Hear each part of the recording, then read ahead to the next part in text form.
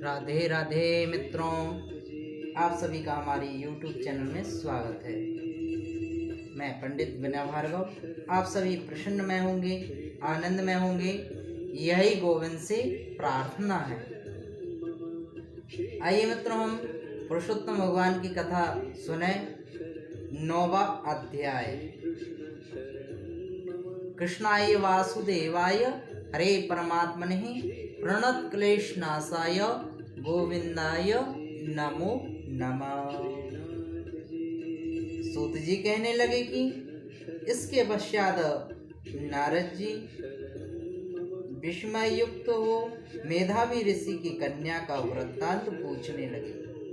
नारद जी ने पूछा, हे मुने, फिर उस ऋषि कन्या ने वन में क्या किया? क्या किसी ऋषि ने उसके साथ विवाह किया? तो नारायण कहने लगे, इस कन्या ने दुख के साथ अपने पिता का स्मरण करते हुए वहां आश्रम में रहकर के कुछ काल व्यतीत किया।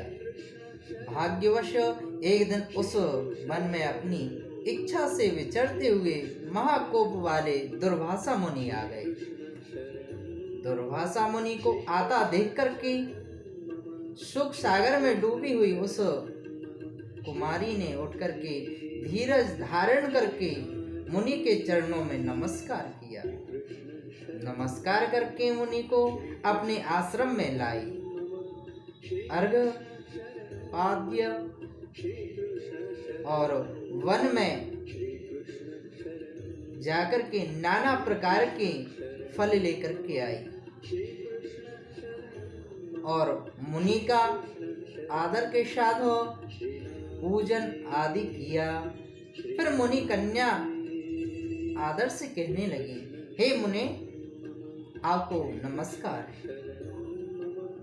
मुझ दुर्भागिनी के आश्रम में आपका कैसे आना हुआ? आपके आने से मेरे भाग्य का उदय हो गया है अथवा मेरे पिता के पुण्य प्रताप से मुझको समझाने के लिए आप आए हैं। आप जैसे महात्मा के तीर्थ रूपी पांवों के रजकण को स्पर्श कर मेरा जीवन सफल हो गया है। जो आप जैसे महात्मा का मुझको दर्शन प्राप्त हुआ है।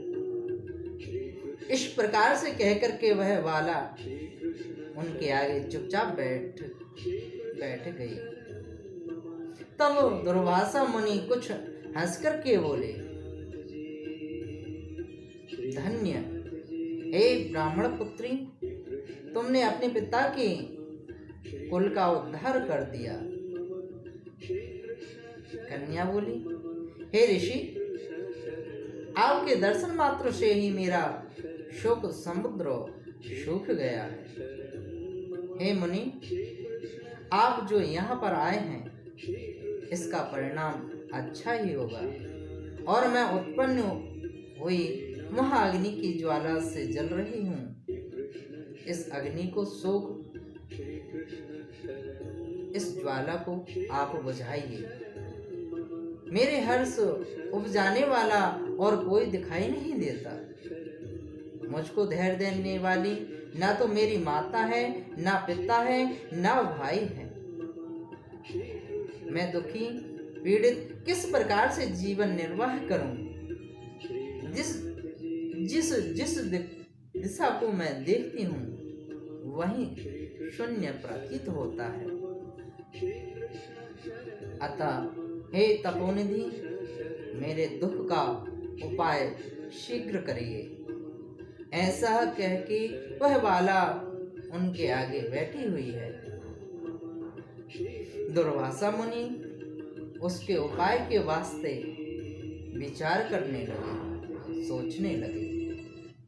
श्री नारायण कहने लगे, हे नारद, इस प्रकार मुनि कन्या के वचनों को सुनकर के मुनिराज विचार कर अत्यंत कृपा से इस कन्या को देख करके कुछ हितकारक वचन बोले।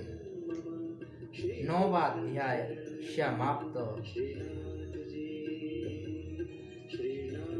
प्यारे मित्रों, पुरुषोत्तम भगवान की आपको कथा श्रवण करने को मिलती रहे, आप श्रवण करते रहें।